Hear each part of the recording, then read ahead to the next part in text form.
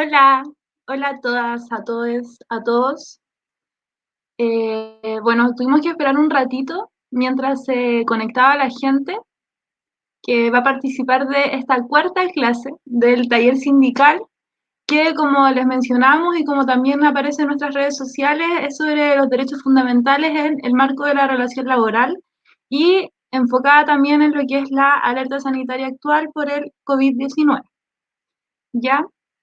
Bueno, antes de pasar a presentarles muy brevemente de lo que va a tratar la clase y quiénes van a exponer, quiénes nos van a acompañar el día de hoy, les quiero mencionar a modo general algunas cosas que siempre están preguntando. Primero, este es la cuarta clase de todo un taller de formación sindical que nosotros como escuela sindical llevamos haciendo hace ya harto tiempo. Primera vez, segunda vez, de hecho, pero primera vez abierto que lo hacemos online, así que estamos muy emocionados, emocionadas. Y agradecerles también a ustedes por su participación. Eh, Al final de esta clase, bueno, primero contarles que la metodología de hoy va a ser una metodología mixta.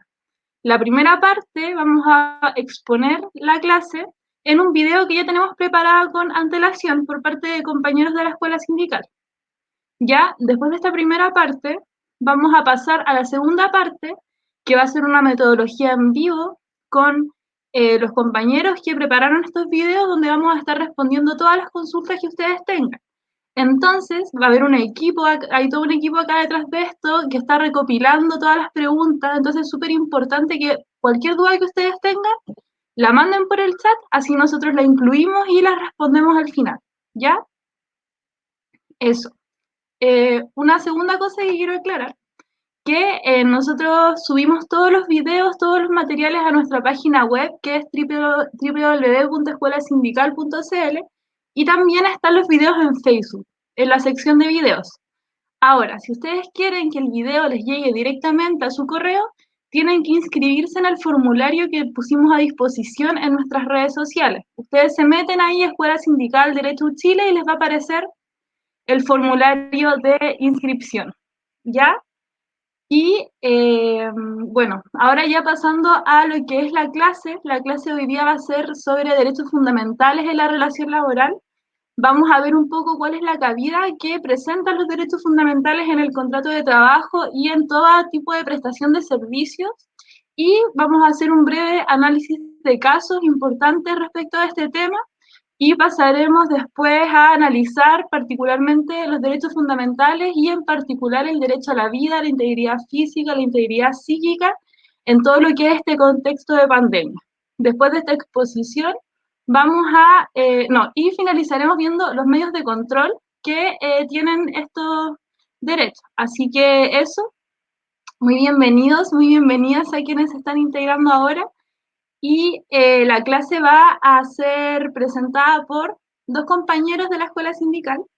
Uno es Juan Guerra y otro es Alonso García. Y al final se va a unir otro compañero que es abogado laboralista, que es Fernando Aljaro, que va a responder también todas las consultas que ustedes tengan. Así que dejen todas las consultas nomás, cualquiera, y nosotros vamos a responderlas. Eso. Ahora les pasamos a presentar el video, que lo van a poner enseguida. Y eso.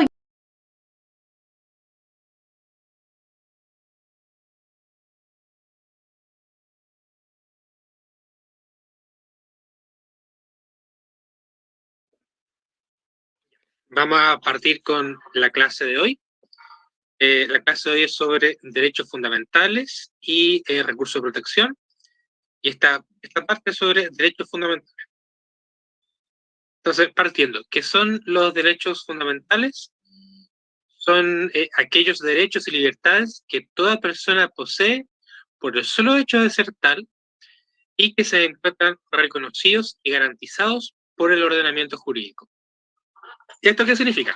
Esto significa que todas las personas tienen derechos fundamentales.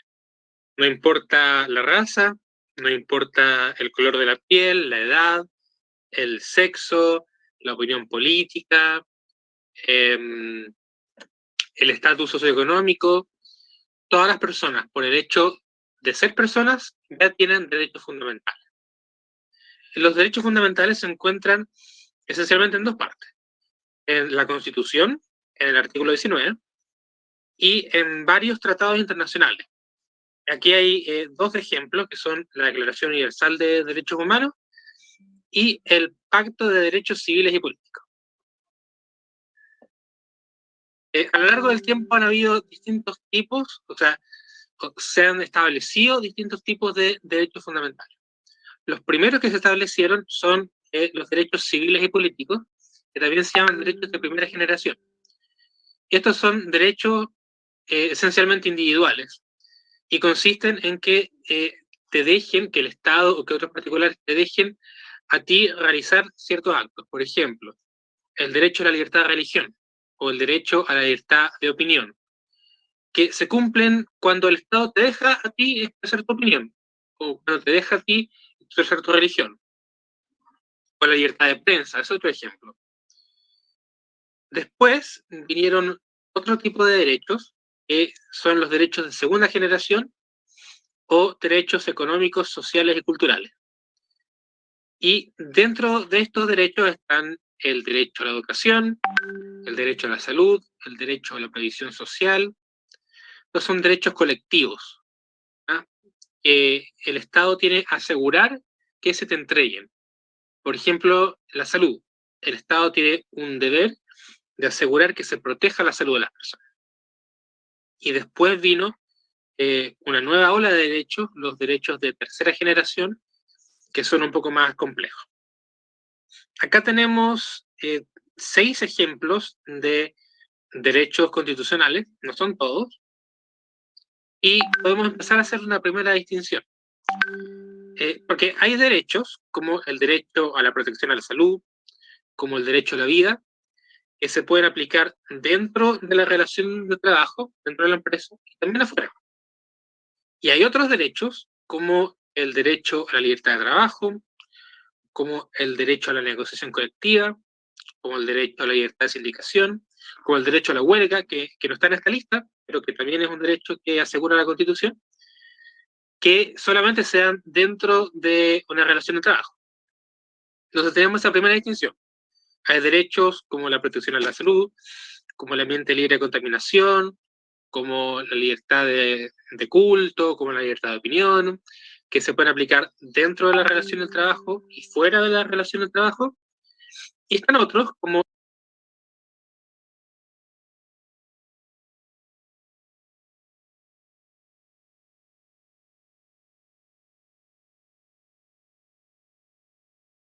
el derecho a la huelga, a la negociación colectiva, a la sindicación, que solamente se pueden aplicar dentro de una relación de trabajo. Hay acá dos ideas, dos conceptos que nos permiten entender cómo se aplican estos derechos fundamentales. El primero es que los derechos fundamentales tienen un efecto horizontal. Esto significa que no solamente el Estado está obligado a cumplir con los derechos fundamentales, sino que también todos los otros particulares tienen la obligación de cumplir con los derechos fundamentales. Por lo tanto, el empleador, que es un particular, porque no es el Estado, también tiene la obligación de cumplir y de respetar los derechos fundamentales. Después viene este otro concepto, que es el de ciudadanía en la empresa. Y este concepto expresa que los derechos fundamentales son válidos fuera de la empresa, fuera de la relación de trabajo, pero también dentro de la relación de trabajo. Entonces, nos tenemos que quedar con estas dos ideas, ¿no? En primer lugar, que uno puede exigirle al empleador, porque es un particular, que cumpla con los derechos fundamentales, y también que los derechos fundamentales se aplican no solamente fuera de la empresa, sino que también dentro de la empresa.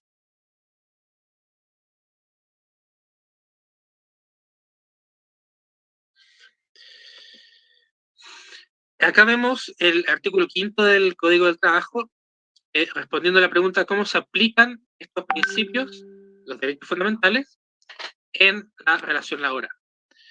Y el artículo dice: el ejercicio de las facultades que la ley le reconoce al empleador tiene como límite el respeto a las garantías constitucionales de los trabajadores, en especial cuando pudieran afectar la intimidad, la vida privada o la honra de estos.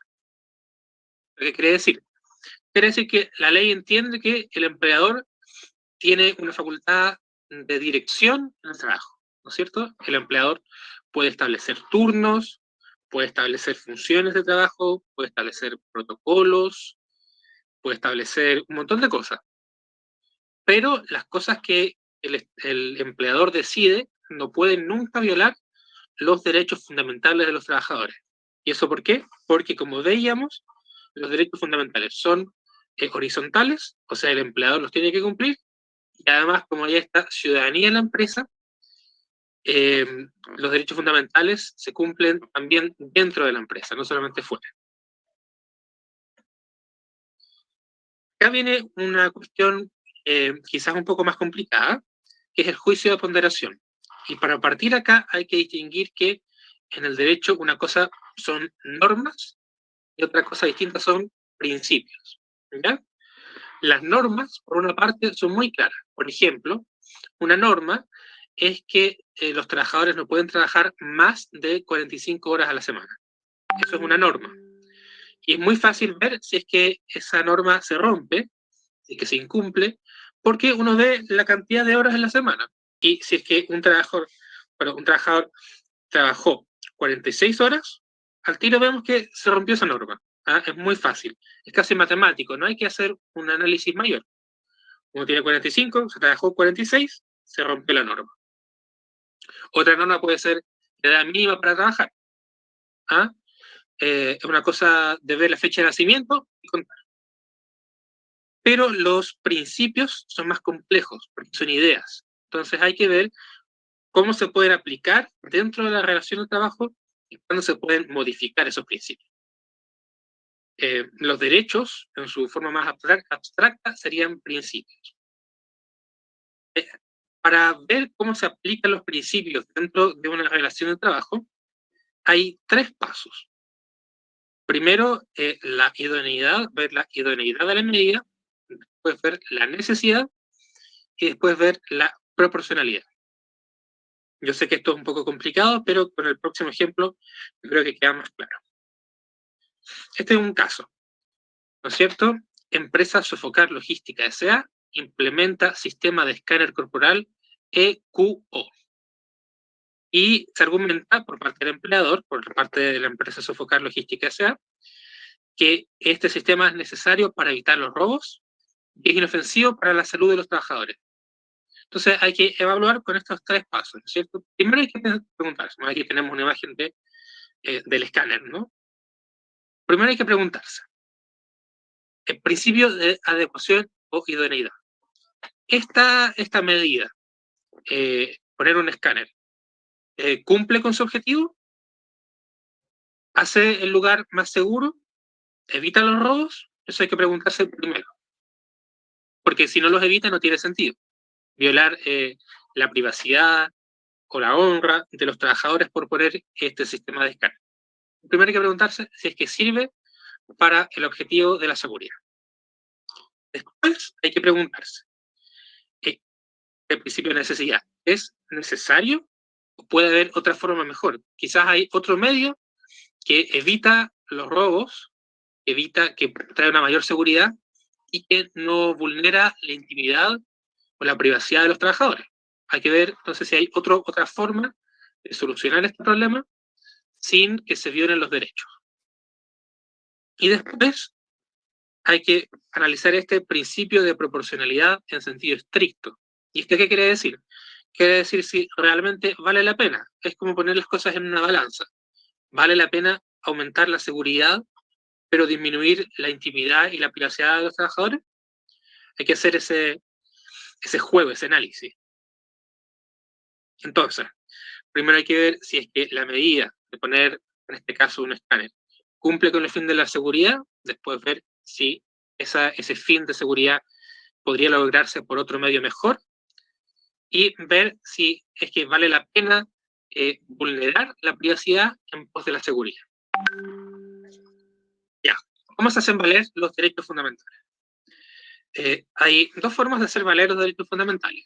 Una podría ser mediante un procedimiento administrativo, una denuncia administrativa ante la Inspección del Trabajo. La Inspección del Trabajo, recordemos, tiene este deber de hacer cumplir la ley en una relación particular entre trabajador y empleador, de hacer cumplir, de supervisar que se estén llevando a cabo el respeto a los derechos fundamentales y lo que se estableció en el contrato colectivo o en el contrato individual, dependiendo de la situación. Es una vía, la vía de la Inspección de Trabajo. Otra vía es el procedimiento judicial, la denuncia judicial ante tribunales de trabajo. Y en estos tribunales se puede interponer lo que se denomina procedimiento de tutela de derechos fundamentales.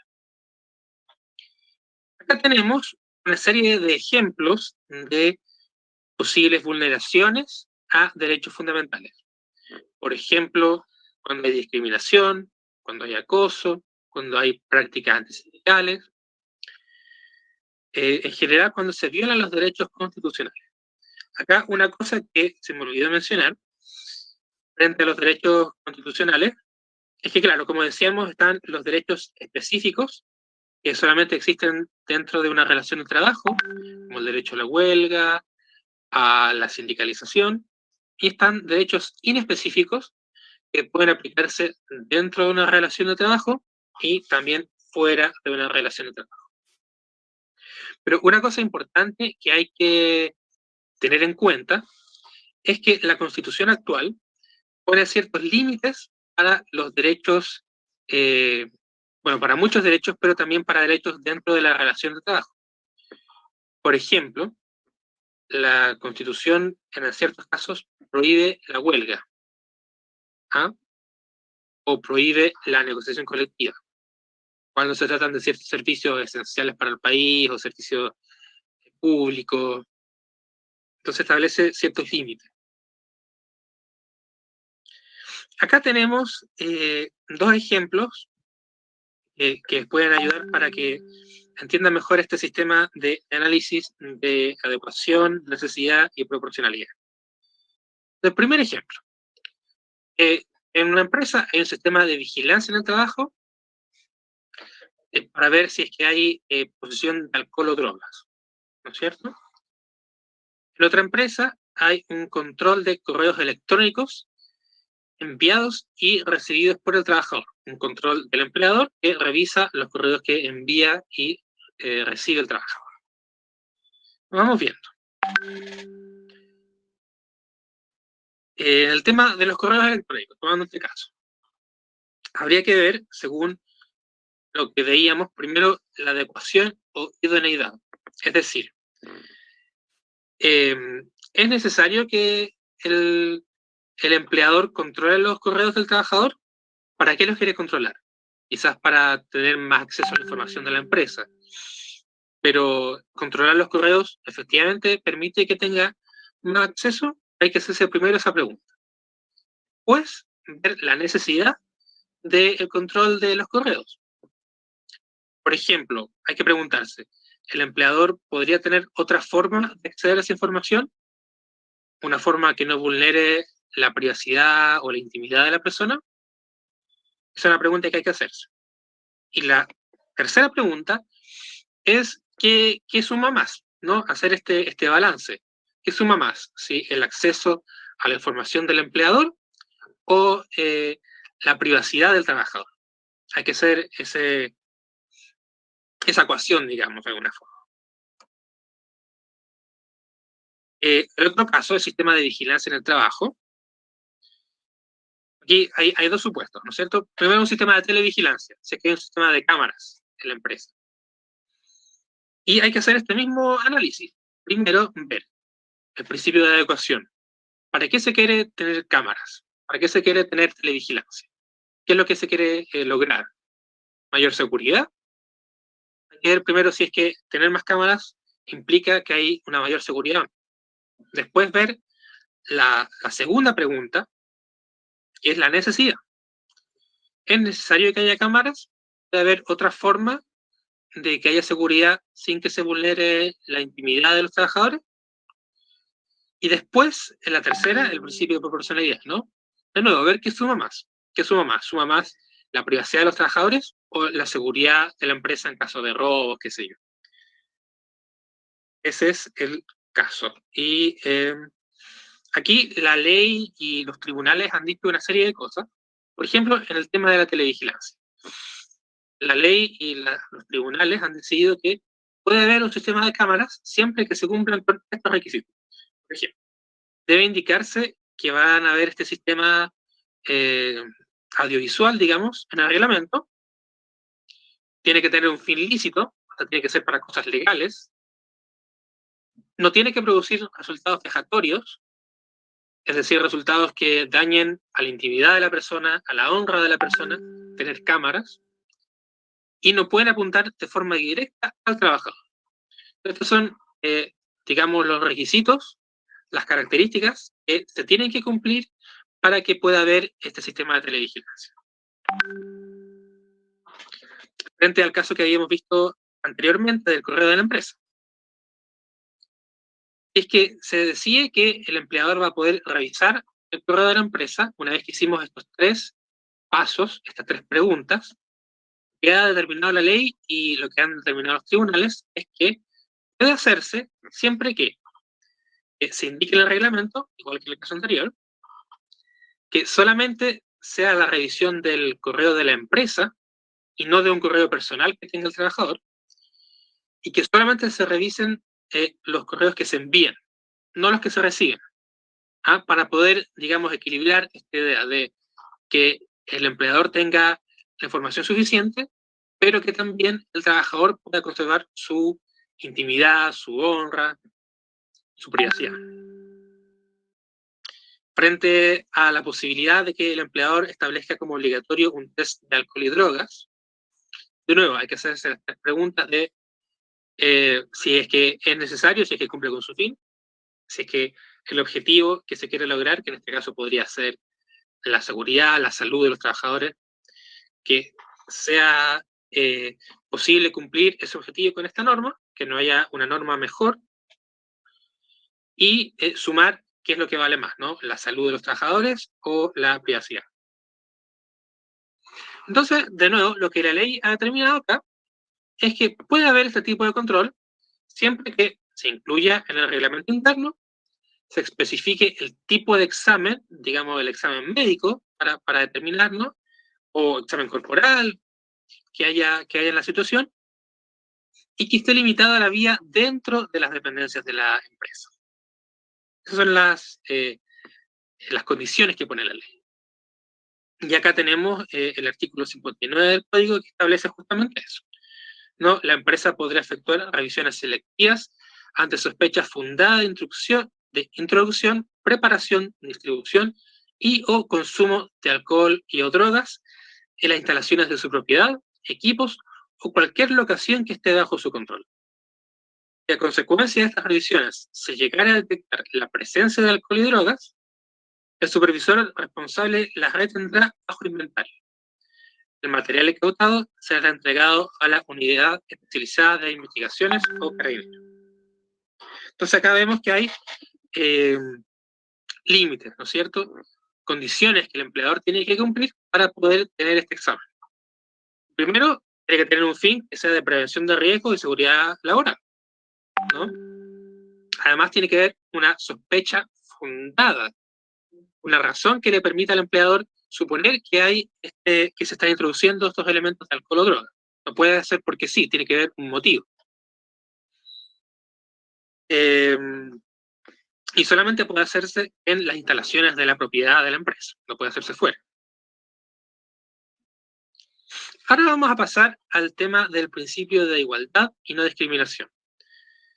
Este principio está mencionado en varias partes de la Constitución de Chile. Aquí tenemos al artículo 1, al artículo 19, que lo menciona en 2 partes, en el numeral 2, en el numeral 16. También está mencionado en fuentes internacionales, como el convenio 111 de la OIT, y en varios tratados internacionales, como los que habíamos hablado, la Convención de Derechos Humanos, etc. Lo importante de este tema de la discriminación y de la igualdad, perdón, de la no discriminación y de la igualdad, es que en Chile están prohibidas todas las formas de discriminación laboral que no se basen en la capacidad personal o la idoneidad del trabajador. Esto quiere decir que el empleador solamente puede discriminar entre dos trabajadores pensando en su capacidad de cumplir cierto trabajo. En ninguna otra forma. La discriminación no puede venir, como dice acá, por motivos de raza, por el color, por el sexo, por la edad, por el estado civil, por la sindicación, por la religión, etc. Acá hay una lista, pero cualquier otro motivo de discriminación que no esté basado sobre la competencia y la capacidad del trabajador de cumplir con su trabajo es ilegal. Todo lo que no sea sobre competencia y capacidad es ilegal. Por ejemplo, un ejemplo un poco medio ridículo, pero para que se imaginen, si hubiera discriminación de un trabajador por el equipo de fútbol al que pertenece, también sería ilegal, aunque no esté mencionado en esta lista de motivos, igual sería ilegal. ¿Por qué? Porque no responde a la capacidad del trabajador de cumplir su trabajo. Una cosa importante que hay que notar también es que la Constitución misma igual pone ciertas excepciones a este principio de no discriminación. Por ejemplo, la edad. Los trabajadores solamente pueden tener cierta edad, no pueden ser menores. O la nacionalidad. Hay ciertos límites para las empresas de tener cierta proporción de trabajadores extranjeros. Estas son excepciones a la regla general, que es prohibir todo tipo de discriminación, salvo que, como decíamos, se base sobre la capacidad o la idoneidad personal del trabajador. Acá tenemos lo que decíamos: existe un acto discriminatorio cuando hay una diferenciación entre los trabajadores, cuando se hacen motivos de raza, sexo, edad, estado civil, etc., o cualquier otra motivación que no se base en la capacidad o idoneidad personal, y que esta situación se produzca como resultado de una desigualdad del trato entre los dos trabajadores. Y acá tenemos una serie de ejemplos de la ley que dejan ver este principio de no discriminación, ¿no es cierto? Primero está la ley 20.348, que dice que el empleador deberá dar cumplimiento al principio de igualdad de remuneraciones entre hombres y mujeres que presten un mismo trabajo, no siendo consideradas arbitrarias las diferencias objetivas en las remuneraciones que se funden, entre otras razones, en las capacidades, calificaciones, idoneidad, responsabilidad y productividad. Entonces, de nuevo, ¿qué nos quiere decir la ley acá? Es que solamente pueden haber discriminaciones cuando la discriminación se basa en una diferencia en la capacidad de realizar el trabajo entre hombres y mujeres. Que no puede haber discriminación solamente por el hecho de que uno sea hombre y otro sea mujer. Esta misma idea la sigue el artículo 194 del Código, que dice: ningún empleador podrá condicionar la contratación de trabajadoras, su permanencia, renovación de contrato, promoción o movilidad en su empleo a la ausencia o existencia de embarazo, ni exigir para dichos fines certificado o examen. Y esto de nuevo quiere decir que el empleador no puede seleccionar a una mujer porque esté o no esté embarazada, sino que solo por el análisis de su capacidad para cumplir el trabajo. Y hay otro ejemplo de listas negras. Cuando se señala a un trabajador como una persona no contratable, eso también es ilegal cuando lo impide de tener un trabajo, porque esta idea de la persona no contratable no tiene nada que ver con la capacidad del trabajador de realizar el trabajo. Y estaría también contraviniendo con la ley 19.628 sobre la vida privada. Esas son las ideas principales de la clase.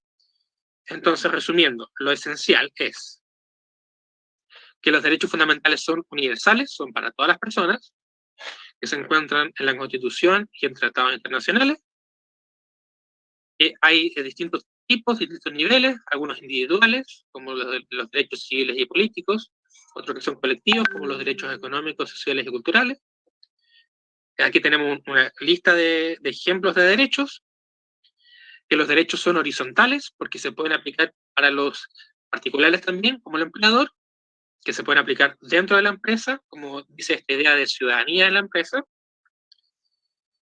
que la capacidad del empleador de tomar decisiones y de dar órdenes está limitada por estos principios, porque tiene efecto horizontal y se aplican dentro de la empresa. Veíamos este análisis que hay que hacer cuando uno se pregunta cómo aplicar el principio, cómo aplicar el derecho en una situación particular. Primero hay que preguntarse, ya, se está vulnerando un derecho. Veamos, a medida que está vulnerando el derecho, ¿cumple un fin? Este fin podría cumplirse de otra forma, principio de necesidad. ¿Y qué vale más, cumplir este fin o vulnerar el derecho? Aquí veíamos que se hace valer su vulneración, su violación, frente a un ente administrativo, como es la Inspección del Trabajo, o un ente judicial, como serían los tribunales. Veíamos este ejemplo de actos que violan derechos, como la discriminación, el acoso, etc. Veíamos casos donde hay que analizar, según estas tres etapas de violaciones de derechos, el caso de televigilancia, el caso de correos electrónicos, el caso de test de alcohol y drogas, y lo que ha dicho la ley y lo que han dicho los tribunales sobre estos tres casos, cuándo se puede, cuándo no se puede, para así asegurar este equilibrio, ¿no es cierto?, entre conseguir un fin, como puede ser la seguridad, como puede ser tener la información, y que no se vulneren los derechos de los trabajadores. Hacer este equilibrio. Veamos los ejemplos y la idea de igualdad y no discriminación, y acá de nuevo lo central es que todos los actos de discriminación que no nazcan sobre la capacidad del trabajador de realizar su tarea son ilegales. Perfecto, esa fue la primera, no sé el orden, ese fue un trozo de la clase sobre derechos fundamentales. Después de la clase vamos a responder preguntas.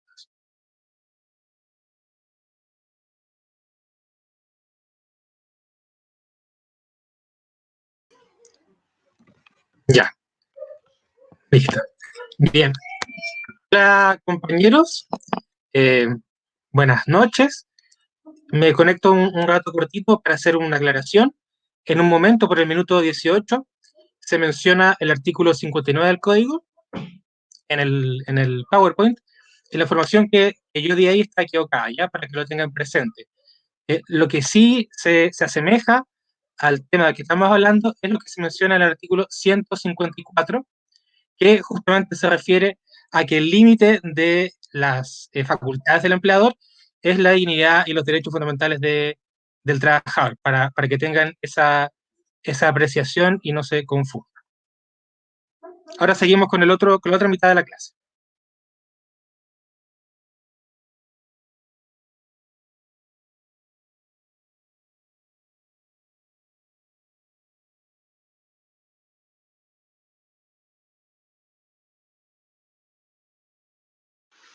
Hola, amigas y amigos de la Escuela Sindical. Soy Alonso García. Voy a hacer la segunda parte de esta clase de Derechos Fundamentales, que va a estar enfocada en el estado de emergencia. Como saben, las consultas que quieran hacer acerca de las distintas cuestiones que puedan verse en esta clase van a ser respondidas después de este video. Pero yo también tengo una consulta para ustedes y esperemos de que podamos tener alguna respuesta, o los que ya tienen puedan ir complementando sus ideas a través de esta pregunta. ¿Cómo está respondiendo el modelo normativo, el derecho del trabajo y a la seguridad social en esta pandemia? ¿Cómo se cautela el derecho a la vida, a la integridad física y psíquica de las y los trabajadores?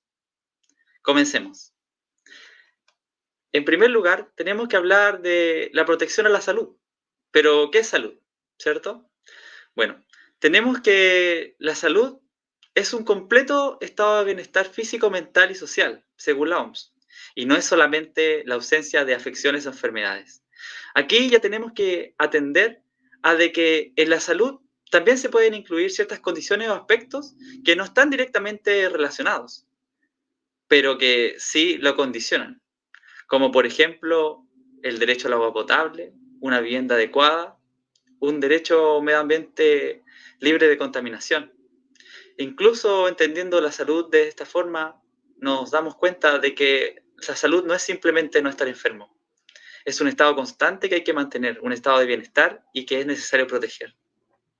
Este derecho a la salud está garantizado en tanto a nivel de nuestra Constitución, de nuestras propias leyes, pero también a nivel internacional. Y ahí destaca el Pacto Internacional de Derechos Económicos, Sociales y Culturales, que en su artículo 12 le hace una obligación a los Estados partes de que tienen que reconocer el derecho de toda persona al disfrute del más alto nivel posible de salud física y mental. Ahí mismo, dispone de distintas medidas de las que muchas tienen relación con las y los trabajadores. A su vez, este derecho a la salud, que también gozan los trabajadores, ¿cierto? Y que anteriormente lo habíamos asociado a la idea de ciudadanía laboral, existen distintos convenios de la OIT que tratan de cautelar el derecho a la vida y a la salud de las y los trabajadores.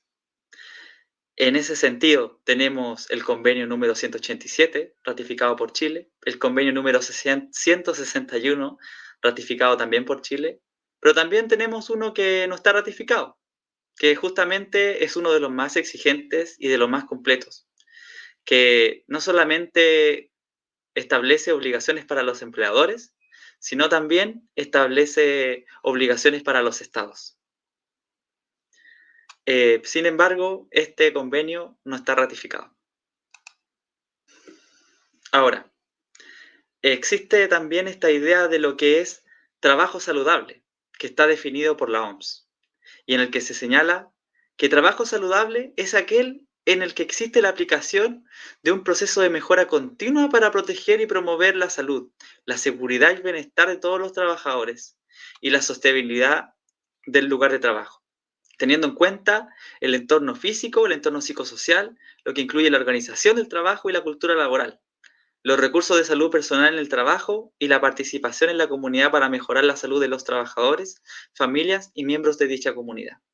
Como podemos atender, este es un concepto amplio y todo lo que hemos señalado a nivel internacional de derecho a la salud y en el fondo también derecho a la vida, a la integridad física y psíquica de los y las trabajadoras es el marco por el cual se deberían organizar internamente estos derechos a través del derecho del trabajo y a la seguridad social. Así, en la Constitución Política tenemos el artículo 19 de la Constitución Política de la República, en el que se señala el derecho a la vida, el derecho a la integridad física y psíquica, así como el derecho a la salud y el derecho a un ambiente libre de contaminación. Cada uno se concretiza de una distinta forma y también está redactado en la misma Constitución de una forma particular, lo que es interesante al momento de que uno piensa acerca del proceso constituyente. Avanzando un poco más, tenemos el deber general de protección, que se encuentra en el ya tantas veces mencionado artículo 184 del Código del Trabajo, el cual dice: el empleador está obligado a tomar todas las medidas necesarias para proteger eficazmente la vida y la salud de los trabajadores, informando de los posibles riesgos y manteniendo las condiciones adecuadas de higiene y seguridad en las faenas, como también los implementos necesarios para prevenir accidentes y enfermedades profesionales. Cuando se señala todas las medidas necesarias para proteger eficazmente, lo que se atiende es que esto no se agota solamente en las directrices ordenadas por la autoridad sanitaria. Hay que atender a la propia actividad en concreto. Con que diga, cuando se dice que es eficaz, es que tiene que producir el efecto esperado, el cual es que se cautele la vida y la salud de los trabajadores y trabajadoras. Así, en este contexto, ¿cierto?, de un virus, o sea, un factor de carácter biológico, sabemos de que existen, más allá de las directrices ordenadas por la autoridad sanitaria, distintos protocolos a nivel internacional, existen equipos a veces en las empresas o bien en las mutualidades que pueden atender de cuáles son las mejores maneras para prevenir el contagio de los distintos trabajadores y trabajadoras. En este sentido, el empleador puede tomar tanto medidas colectivas como la reorganización del trabajo. Ya la DT ha dicho que pueden asignarse distintas formas de turno, jornadas irregulares, o también pueden tomarse medidas individuales, como las mascarillas, los guantes, espacios de higiene individuales. Bueno, en esta misma línea, el artículo 184 señala explícitamente que el empleador tiene la obligación de informar los posibles riesgos, mantener las condiciones adecuadas de higiene y seguridad en las faenas y proporcionar los implementos necesarios para prevenir accidentes y enfermedades profesionales. No es de cargo del trabajador que existan esos implementos. Pero uno se podrá preguntar por qué esto es así.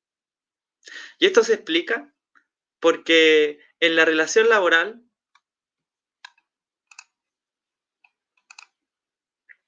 esto se explica porque en la relación laboral lo que sucede es que una voluntad se subordina a la otra. Es decir, el derecho del trabajo le reconoce al empleador algo que se llama el poder de dirección, que no es sino el derecho a dirigir y organizar el trabajo en sus aspectos económicos y técnicos. Es decir, lo que le reconoce es que quien trabaja no escoge el modo, tiempo y lugar de cómo va a realizar su trabajo. El trabajador o trabajadora tiene que resultar indemne, sin ningún perjuicio, tras el cumplimiento del cometido que se le asigna, porque es el empleador quien dirige la actividad. En este sentido, hay que ser muy tajantes y muy claros de que la actividad productiva no puede consentirse en ningún término de inseguridad. Y esto se ve en concreto. Por eso hay que entenderlo en el contexto del COVID. ¿Cuáles son las medidas concretas que se tienen que tomar para estar en un contexto seguro? Por los niveles de contagio, ¿cierto? Por la capacidad de este virus de propagarse, las medidas casi o existen o no existen. Tienen que estar. Y el trabajo bajo este concepto no se puede realizar si es que no están bien garantizados las mascarillas, ¿cierto? El distanciamiento físico, el jabón, el alcohol gel, etc.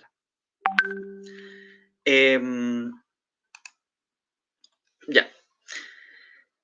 Este poder de dirección es tan importante y tan amplio que incluso trasciende, por así decirlo, la propia empresa del empleador y se puede y extiende su, por así decir, su velo protector a las empresas contratistas y suministradores de trabajadores o trabajadoras.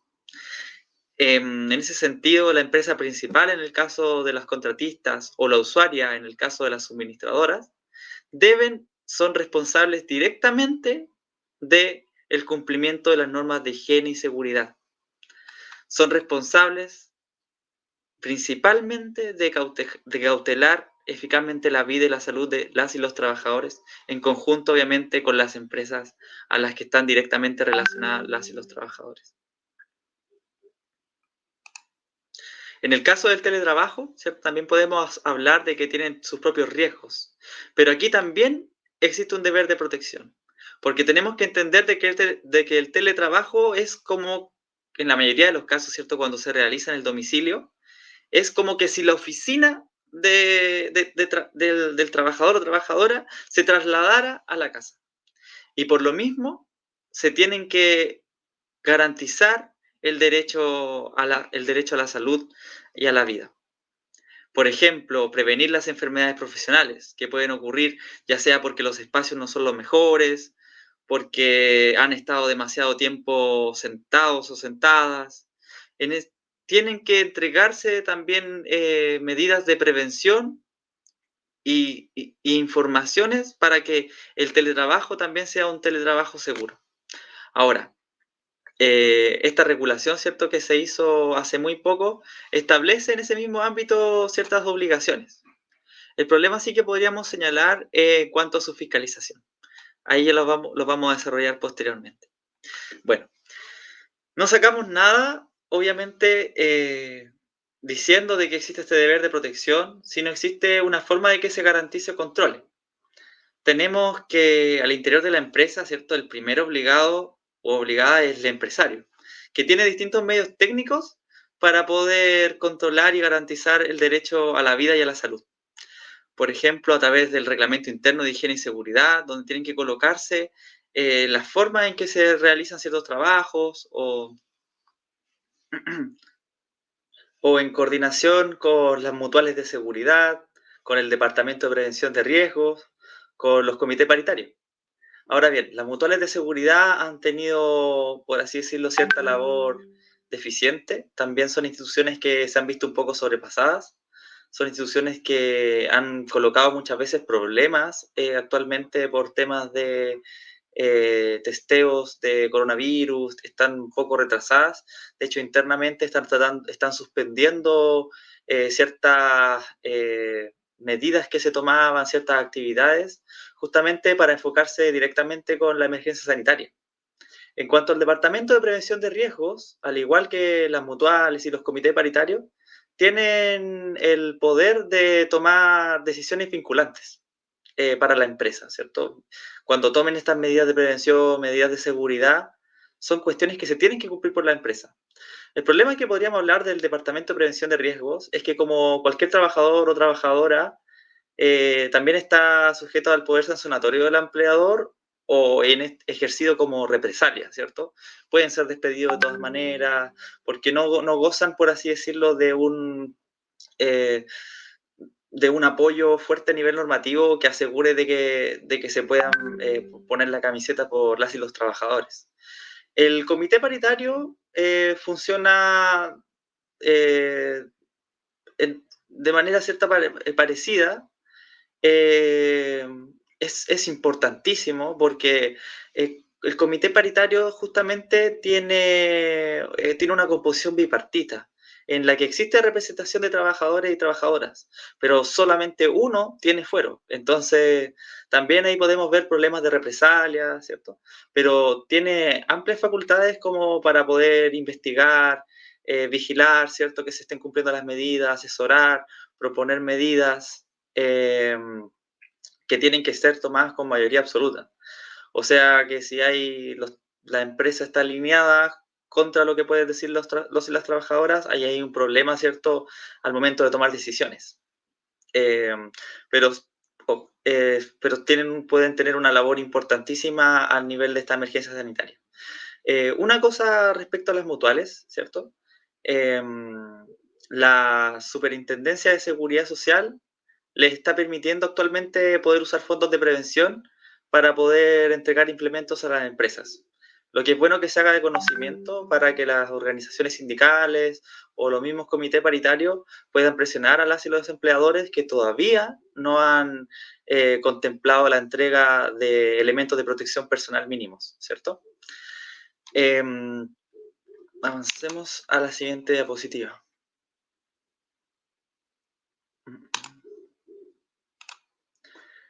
Ya. Ahora, habíamos comentado un poco estas instituciones que actúan en coordinación con la empresa, como podría ser el Departamento de Prevención de Riesgos, ¿cierto? En los casos en que esté establecido, que por ley es para aquellas empresas que existen más de 100 trabajadores, o los comités paritarios que son para más de 25 de una empresa con más de 25 trabajadores o trabajadoras. Pero a nivel del trabajo en general, quien está encargada de fiscalizar del cumplimiento de estas medidas de protección, de prevención, ¿cierto? Son las secretarías regionales ministeriales, tanto a nivel del sector público como a nivel privado. En estas secretarías regionales ministeriales siempre han tenido unas potestades poderosas por ejemplo, de prohibir el funcionamiento en aquellos lugares o faenas en que no estén garantizadas ciertas medidas y esté puesta en riesgo la vida y salud de las y los trabajadores. Lo que se vio reforzado por los decretos que han salido en la emergencia sanitaria. Así también pueden ordenar el uso obligatorio de implementos de protección, pero este ordenar, como habíamos mencionado un poco antes, no es tan necesario, en tanto el deber de protección es mucho más amplio de lo que diga la autoridad sanitaria. ¿Ya? Un poco hilándolo con lo anterior, que una cosa que se me pasó, lo importante también de lo que podría ser un trabajo de comité paritario en coordinación con mutuales y prevención de riesgo es entender, ¿cierto?, que en cada actividad pueden haber riesgos concretos.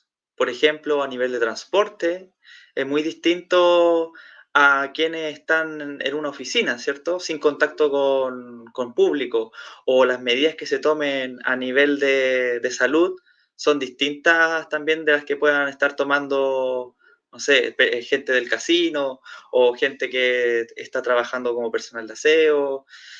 Por eso es importante tener una coordinación y estos tipos de, por ejemplo, las mutuales, los departamentos de prevención de riesgo, los comités paritarios, tienen una función de ejercer asesoría, de informar, etcétera, y deberían estarla cumpliendo, ¿ya? Si hay algún tipo de incumplimiento, por ejemplo, a nivel de las mutuales, con las cuestiones que las leyes como con estas facultades que le ha otorgado la ley y que no la están cumpliendo, o con las obligaciones que también tienen, ahí están sujetas a la supervigilancia y fiscalización de la suceso, ¿cierto? La Superintendencia de Seguridad Social. Pero ya volviendo, hablando de las secretarías regionales ministeriales. Estábamos diciendo, ¿cierto?, que tienen competencias súper fuertes que se reafirmaron con esta emergencia sanitaria, como podría ser prohibir el funcionamiento de ciertas faenas y ordenar el uso obligatorio de implementos de protección. También tenemos a la Inspección del Trabajo, pero la Inspección del Trabajo ejerce su labor fiscalizadora más en el ámbito privado, ¿cierto? El problema que hemos visto ya de la Inspección del Trabajo desde montones de años es que ha estado media sujeta al devenir, ¿cierto?, de los gobiernos. Se ha politizado, por así decirlo, mucho más, porque las interpretaciones en derecho del trabajo son políticas. La interpretación del derecho es política al final del día. Aunque restringida, ¿cierto?, por ciertas reglas como de cierta racionalidad, etc. No nos vamos a conversar tanto de eso, pero lo importante es que la Inspección del Trabajo sigue siendo un ente administrativo dependiente del gobierno, dependiente del Ministerio del Trabajo y de Previsión Social. Entonces, por lo mismo, tampoco nos extraña que estos dictámenes también se ajusten o se corrijan dependiendo del cambio de los gobiernos, etc. Pero esta interpretación, ¿cierto?, la labor que debería tener la Dirección del Trabajo es efectivamente proteger a los trabajadores. En ese sentido también tienen facultades importantes, como podría ser la suspensión o la evacuación de las faenas, que es una medida que está dentro de las facultades de la inspección de la Dirección del Trabajo, en el artículo 28, que se señala de la ley del decreto de fuerza de ley que se señala en el PowerPoint. A su vez, en la Dirección del Trabajo se pueden acusar también la vulneración de derechos fundamentales, que pueden estar y que están directamente relacionados cuando existen vulneraciones del derecho a la vida o la integridad física o la integridad psíquica. Además, tan importante puede ser como esta denuncia que puede llegar a tribunales, ¿cierto? Pero en términos prácticos, las secretarías regionales ministeriales, la Inspección del Trabajo, están también superadas por un universo de distintos empleos que no pueden tampoco fiscalizar todo, aunque se quisiera. Y eso es una de las deficiencias que tenemos, que tiene nuestro modelo normativo, ¿cierto? Que está cimentado, establecido desde el plan laboral de ciertos mínimos de ley que tratan de garantizar un mínimo muchas veces deficiente calidad de vida para las y los trabajadores, y que tienen estos entes administrativos fuertes que se suponen que tienen que resguardar, en perjuicio también de un apoyo fuerte colectivo a las organizaciones sindicales o las distintas organizaciones que pueden tener las y los trabajadores. Y quienes son justamente quienes podrían tener las mejores herramientas para poder hacer frente a esta emergencia sanitaria, porque están justamente en la empresa, están en contacto con las y los trabajadores, etc. Pero ahora vamos a hablar un poco también vamos a hablar del artículo 184 bis, que le otorga una herramienta bastante importante y bastante de emergencia, ¿cierto?, al trabajador o trabajadora. Dice este artículo que cuando en el lugar de trabajo sobrevenga un riesgo grave e inminente para la vida o salud de los trabajadores, el empleador debe informar riesgos, medidas para eliminarlo o atenuarlo, y a su vez debe adoptar medidas para la suspensión inmediata de las faenas afectadas y la evacuación de los trabajadores en caso que el riesgo no se pueda eliminar o atenuar, ¿cierto? Por ejemplo, está en el mismo casino se encuentra un brote de coronavirus. ¿Qué pasaría ahí con la población, o sea, con los trabajadores y trabajadoras que están como en el lugar de trabajo, ¿cierto? ¿Acaso este no puede ser un riesgo grave e inminente? Y más considerando que a veces no se cumplen normas mínimas de seguridad, de distanciamiento social. En ese caso, deberían suspenderse inmediatamente las faenas. Pero en caso de que el trabajador de que el empleador no tome la medida, el artículo 184 bis le permite al trabajador el derecho a interrumpir sus labores y, de ser necesario, abandonar el lugar de trabajo. Esto se hace cuando tienen que existir motivos razonables, ¿cierto? No cumplimiento de las medidas que ya tantas veces se han comentado y que tienen, como dijimos, que ser adecuadas a la actividad. Y el uso de este derecho dice claramente que no puede al trabajador no puede sufrirle perjuicio o menoscabo alguno, tanto a nivel de remuneración o de despidos.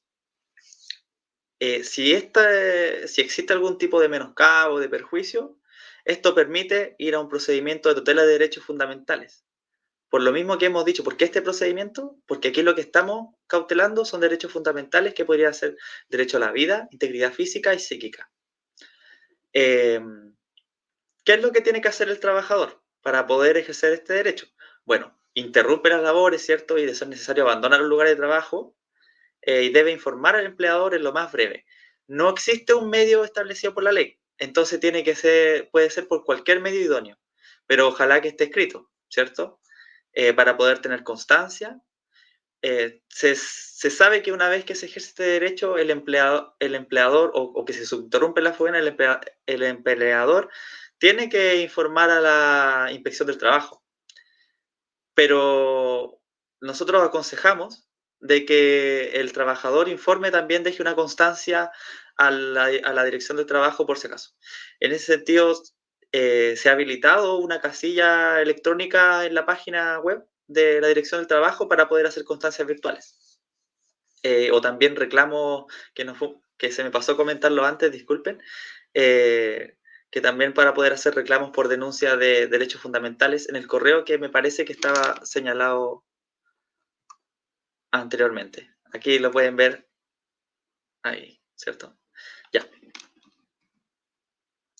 Además, nosotros somos fervorosos creyentes, por así decirlo, que son religiosos, de la organización de las y los trabajadores, porque ahí es justamente donde se puede equilibrar un poco el poder que tiene el empleador, que goza el empleador a través de sus facultades de dirección y su poder sancionatorio. Por eso recomendamos de que tiene que ejercerse colectivamente para poder cuidarse y resguardarse. Esto a nivel individual, ¿cierto?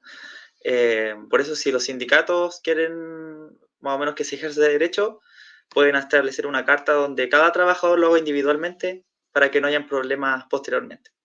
Porque este es un derecho, obviamente, que que deja intranquilo a bastantes empresarios, ¿cierto? Continuando ya de cómo garantizamos y controlamos el derecho a la salud, a la vida, tenemos a la organización sindical. La organización sindical se le ha dotado de cierta representatividad a las y los trabajadores que le permite darles una efectiva protección, ¿cierto? Que ha sido como la historia que ha tenido el fundamento mismo de la organización sindical. Eso les permite representarlos judicialmente o en labores administrativas, y como tienen este fuero del directorio sindical, están protegidos, están resguardados porque no pueden ser despedidos si no se hace el llamado desafuero a través de tribunales de la justicia. Así también se tienen ciertas limitaciones por el artículo 12 del Código del Trabajo. Y están llamados, si ustedes revisan el artículo 220, para mejorar el sistema de prevención, para tomar medidas para los y las trabajadores. Pero sabemos de que el problema nacional con la organización sindical, por el modelo justamente que se ha establecido a nivel país, es que hay poca organización, hay poca fuerza, hay un exceso reglamentario muchas veces a nivel de poder ejercer acciones. Es bastante problemático como esta camisa de fuerza que tienen las organizaciones sindicales y esta falta de protección que se ha dado. Y también cómo ha habido cierto desencanto de las y los trabajadores en general de confiar en los sindicatos. Por eso también es importante pensar cuál es el sindicato que queremos. Ahora, el problema de organización se ve mucho más grave a nivel privado, porque sabemos que también en el sector privado ya han habido organizaciones importantes que se han mantenido en el tiempo y son bastante fuertes en comparación. Bueno, y así también podemos llegar a algunas acciones, las llamamos acciones directas de organizaciones sindicales, que desbordan un poco lo establecido de la ley y como que vuelven a las antiguas prácticas, ¿cierto?, de defensa de los trabajadores, antiguas y actuales prácticas, perdón, donde derechamente deciden paralizar, deciden protestar, porque la vida está en peligro en el fondo. Por ejemplo, acá les dejé uno de tantos casos que han habido, un poco quizás invisibilizados, de cómo unas organizaciones sindicales en la empresa Arauco decidieron paralizar las faenas porque no se estaba tomando las medidas necesarias mínimas, ni siquiera las que estableció la autoridad sanitaria para poder cuidarse del virus. Y eso definió finalmente la paralización del proyecto MAPA, ¿cierto?, de modernización y ampliación de la planta Arauco. Esto le permitió tener una reunión con la empresa y poder tomar así, sentar a la empresa en la mesa. Sabemos que muchas veces son gente bastante orgullosa y que bueno, uno puede hablar de todos y todas, pero en general el estereotipo de los empresarios chilenos es bastante patronal, por más que hayan algunos intentos de lavado de imagen. Bueno, ¿qué pasó de posterior a esto? Vamos a hacer un seguimiento porque esto nos lleva en correlación a cuál es la labor de los tribunales de justicia. Porque justamente unos días después de esta acción directa, se empezó a accionar en tribunales en procedimiento de tutela de derechos fundamentales. Ojo que entre medio de esta acción de tutela se suspende también por parte de la Ceremi una faena. Me parece que era la planta Orcones, en la que justamente hubo un brote a nivel del casino de funcionarios de Sodexo, en el que, bueno, dejó la escoba, el sindicato denunció en la Ceremi y ya teniendo este correlato anterior de paralización, se definió, se suspende la faena, se tienen que tomar medidas, etc. Pero ¿por qué decidió denunciar ante tribunales de justicia, porque no se cumplieron justamente las medidas que se habían tomado en una reunión anterior, y que eran medidas que debería estar tomando el empleador de por sí. ¿Por qué en tutela de derechos fundamentales? Y aquí tenemos el problema de que en este contexto de crisis, ¿cierto? Se ha dejado desprotegido al trabajador o a la trabajadora en el modelo en el que estamos actualmente, porque no ha habido, ya sabemos que este gobierno autoritario no ha decidido dar voz a organizaciones sociales, ni sindicales, ni políticas, ni nada. Y todos los problemas que existen, y como que la solución es judicializar. No, demanden. Pero esto tiene finalmente una sobrecarga en los tribunales que ya no están funcionando normalmente. Ninguna órgano de la administración o institución administrativa está funcionando normalmente. Entonces hay una cierta como atochamiento de que ciertas audiencias ya están diciendo que se van a ver en cuántos meses más quizás. Pero el brillo que tiene la tutela de derechos fundamentales, una de las cosas importantes, que se llama la tutela anticipada.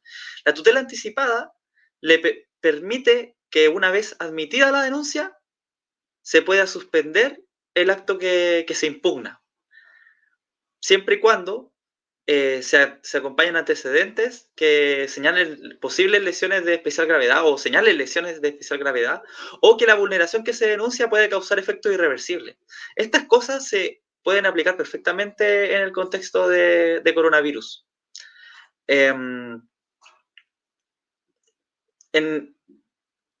Ay, se me fue la onda. Ya. Lo importante de esto es que, una vez admitida la denuncia, ¿cierto?, se fija una audiencia de preparación del juicio, pero en esa misma resolución, que se llama audiencia, se puede tomar estas medidas.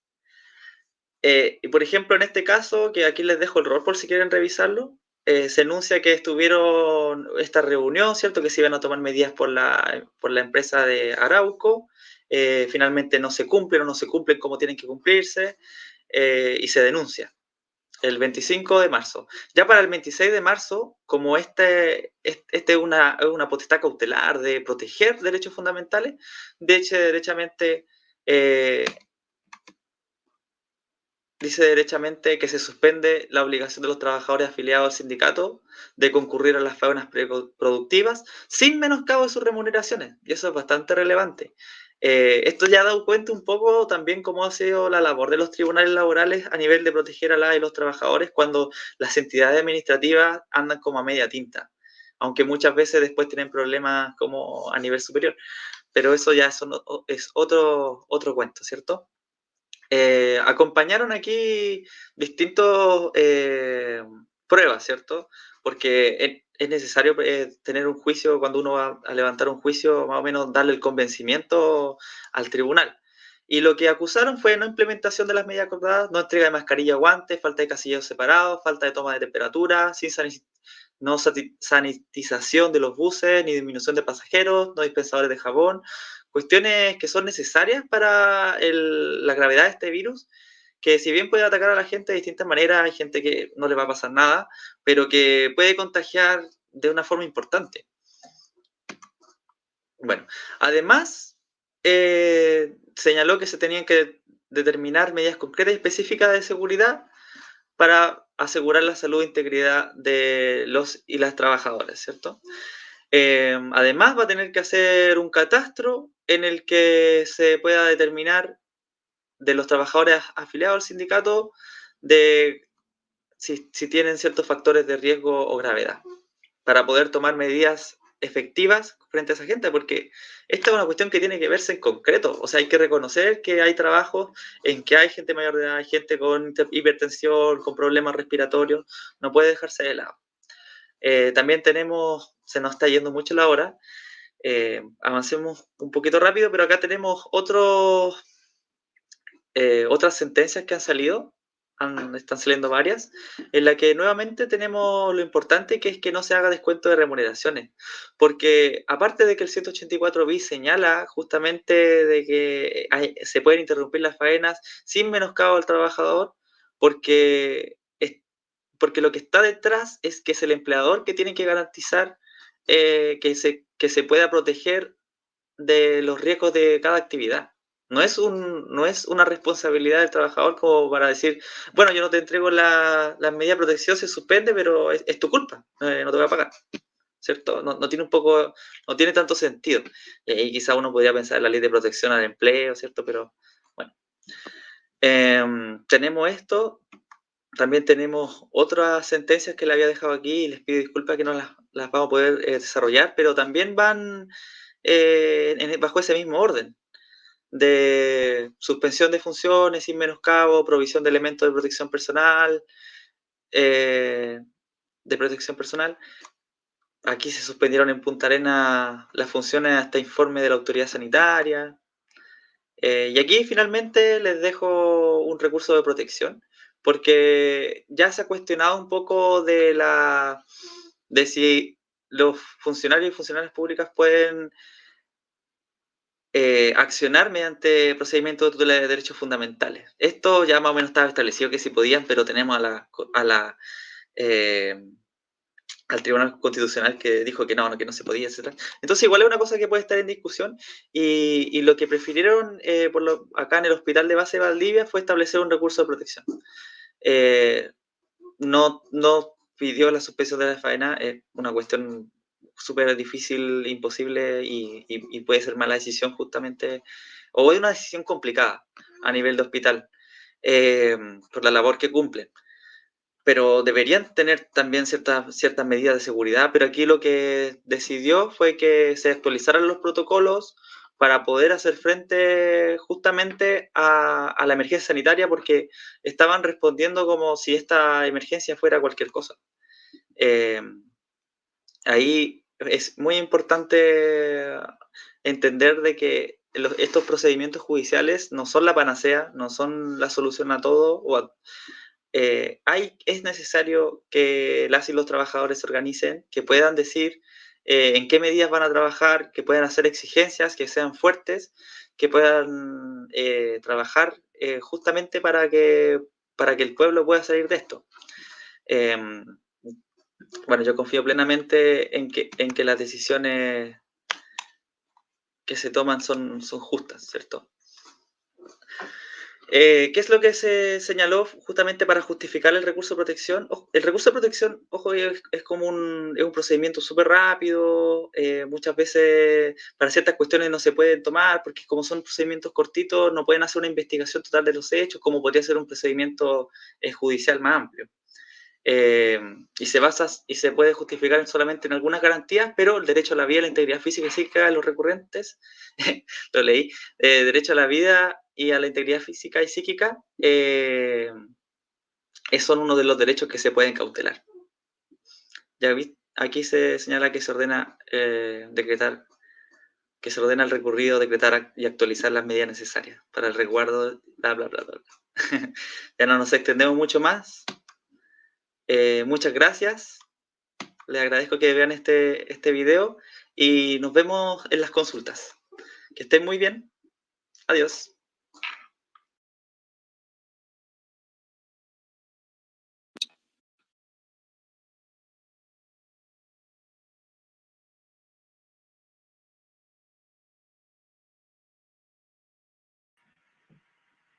Hola de nuevo.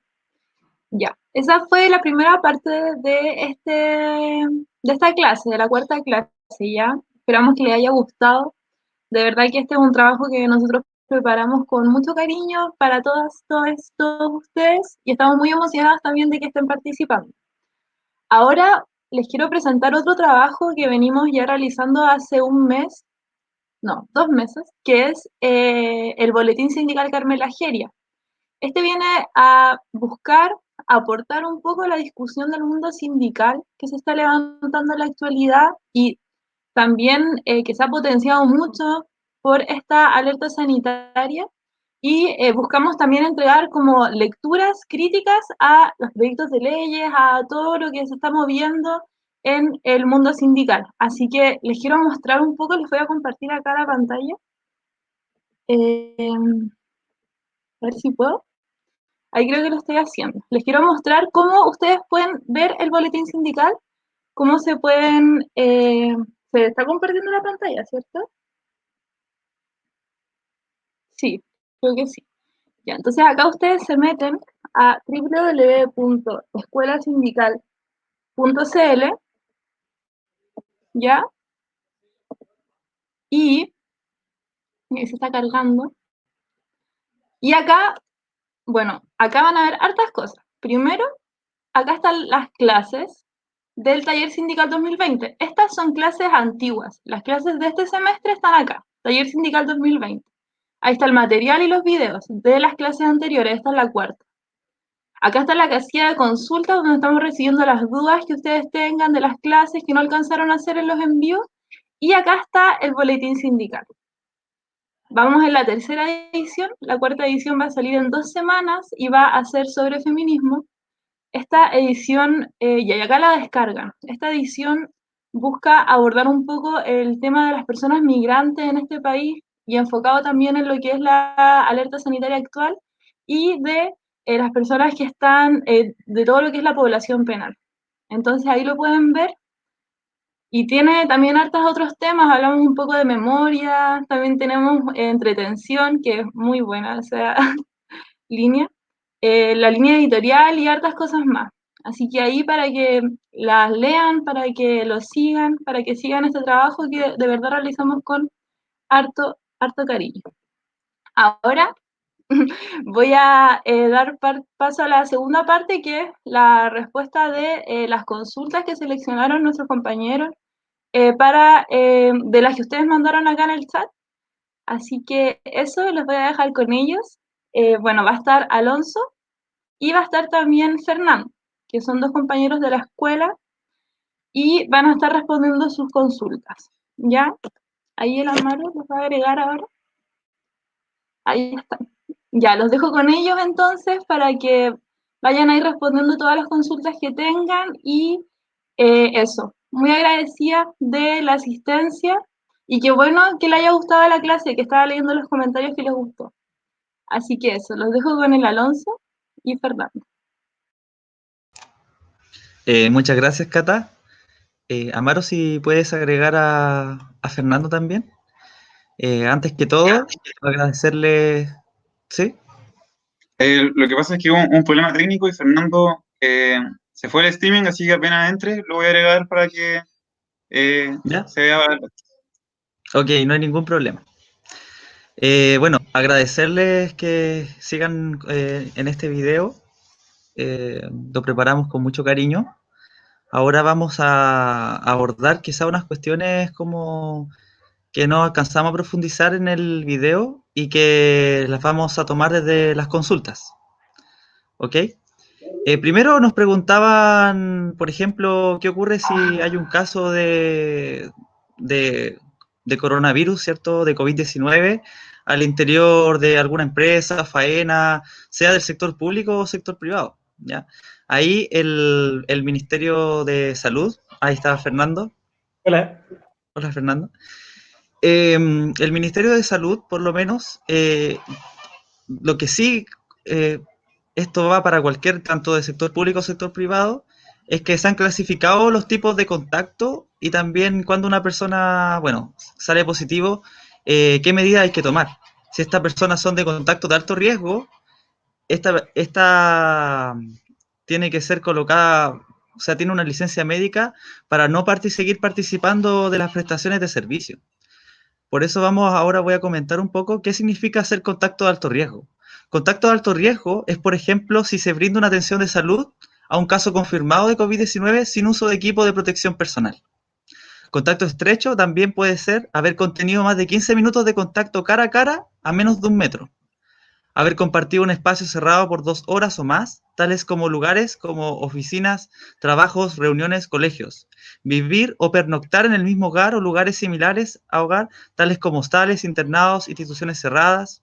O haberse trasladado en cualquier medio de transporte cerrado a una proximidad menor de 1 metro con otro ocupante del medio de transporte.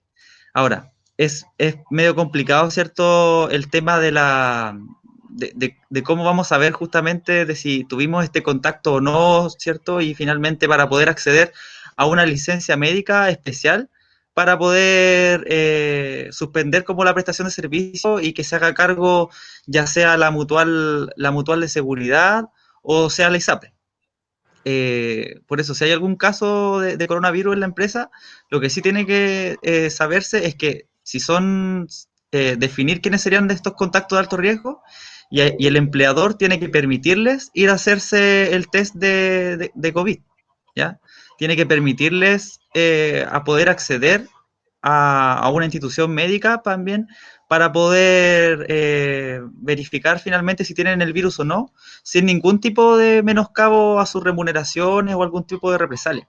En ese sentido también podemos decir de que no pueden haber despidos por coronavirus. No, eso no, bajo ningún motivo.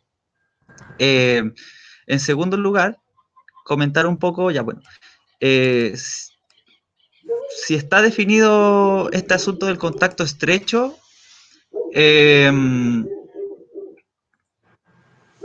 justamente el empleador tiene que tomar medidas por lo que hablábamos del deber de protección al interior de un establecimiento, ya sea asegurarse que las personas que tuvieron contacto tampoco vayan a trabajar, asegurarse de hacer un seguimiento de cuáles podrían ser los afectados. El empleador, como dijimos, tiene que tomar todas las medidas necesarias atendiendo al alto riesgo que genera este virus, ¿cierto?, al interior de las faenas, de la obra o de los establecimientos. En tanto, a una de las preguntas que también habían señalado, de si ¿quién define el contacto estrecho? Finalmente eso hay una comunicación ante el Ceremi. Disculpen que haya tomado la pregunta así. Hay un protocolo de la Ceremi de Salud, en la cual más o menos se relaciona qué tiene que hacerse. Tiene que haber un seguimiento, un profesional de la Ceremi tiene que atender a finalmente si califica o no y poder dar la licencia. La licencia no se puede dar así como así, ¿cierto? Pero un poco retomando lo que quería comentar acerca de una de las preguntas de qué pasa si yo me contagio en un establecimiento laboral, ¿cierto? O en una faena, en una obra. Lo que acá ocurre es que salió un dictamen de la Superintendencia de Seguridad Social que señalando de que como estábamos ya en fase 4, donde el contagio podía ser de cualquier persona, ya se hace un poco más complejo definir la trazabilidad del virus. Pero una vez habiendo, entonces va a significar que va a ser una carga, por así decirlo, del trabajador o trabajadora al momento de ir a la mutual y que hagan una investigación para calificar o no si esto es enfermedad profesional, si esto fue justamente provocado por un riesgo que existía en la empresa, ya sea que no sé, pues la persona del casino tenía coronavirus o no, ¿ya? Hasta el momento va a ser un poco complejo por justamente la fase en la que estamos. Quienes sí tienen un poquito más de mayor protección es el personal de salud, que tienen como una presunción de que si les da COVID-19 van a poder optar a las mutualidades de seguridad, ¿cierto? O a la ISL, para justamente poder tener las prestaciones médicas. A menos que se haga una investigación y se diga que se contagiaron en la casa, pero cosas que ya son un poco improbables de ocurrir. ¿Qué pasa si finalmente yo voy a la mutual de seguridad diciendo de que tengo COVID-19, me lo contagié en la empresa? La mutual de seguridad, ya sea quienes tengan que prestar atenciones médicas, tienen que por lo menos estabilizar a los pacientes, tienen que brindar las atenciones de urgencia necesarias, incluso antes de que se califique o no enfermedad profesional, ¿ya? Ahora, si no es tan grave, probablemente se inicie una investigación y se haga un protocolo y que después llamen a un personal médico para que haga un control, ¿cierto? Pero si el caso es urgente, si uno va a la mutual de seguridad, deberían atenderlo igual. El problema puede ser posterior, que si después terminan calificando que esta es una enfermedad común y no profesional, se te va a cobrar como bajo como una prestación en sistema privado. Entonces...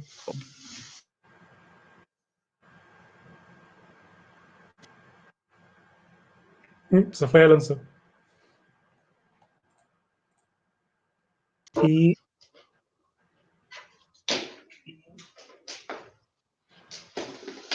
espéralo porque tengo ahí lo que está respondiendo, así que espero que él termine con su exposición, pero por mientras podemos hacer otra de las consultas que han hecho por esta vía. Ya. Por ejemplo, en escuela particular son subvencionadas. El empleador decir que bajar a sueldo se hace teletrabajo y clases online en plataformas. En este caso, es importante que el teletrabajo, en general, si las personas son enviadas a la casa a hacer teletrabajo, en general no pueden bajar sus sueldos, ¿ya? Sus remuneraciones y sus derechos laborales tienen que mantenerse intactos y por lo tanto, en general los sueldos base no pueden bajar, pero existen otras prestaciones que sí podrían eventualmente verse reducidas lamentablemente, ¿ya? Pero no se produce automáticamente una rebaja de sueldos, sino que solo tienen que ser consentidos con el trabajador, y los que sí pueden efectivamente bajar son los bonos, por ejemplo, de movilización. ¿Ya? Esos son los que tienen causa, depende de cómo están regulados, pero en general, si tienen como causa el trayecto o el asistir efectivamente al trabajo, esos sí pueden ser reducidos. ¿Ya?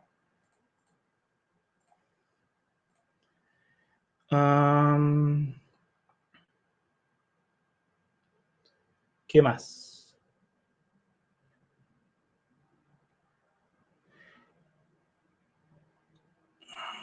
¿Cuál sería el protocolo frente a un caso sospechoso de contagio de COVID-19? Es importante que sepan que en cuanto a las empresas no existen regulaciones específicas, sino que lamentablemente en este caso existe en general en el sector privado la alusión al artículo 184 del Código del Trabajo, que como vimos es bastante genérica. ¿Ya? Hay muchas preguntas respecto de cómo regular efectivamente la entrega de mascarillas, por ejemplo.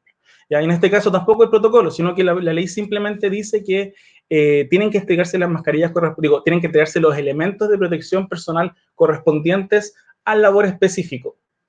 ¿Ya? Y labores específicos dependerá del caso a caso, pero podemos entender que en todo el país ya se están siendo necesarios como un elemento de protección personal la mascarilla. ¿Ya? Y también respecto de los elementos, si hay un caso de COVID confirmado dentro de la empresa, lo ideal sería que obviamente que la empresa aísle a la persona, la envíe con las licencias médicas. Entiendo que para exámenes están haciendo para 4 días y es extensible en caso de que se confirme el COVID. ¿Ya? Y lo ideal obviamente sería aislarlo y a todas las personas que están en contacto con trabajadores posiblemente contagiados también enviarlos a hacer los exámenes. El problema, como les dije, es que no hay un protocolo tan definido, o sea, están las directrices del Ministerio de Salud, pero eso respecto a algunos puestos, a algunas labores, y no es específico, ¿ya?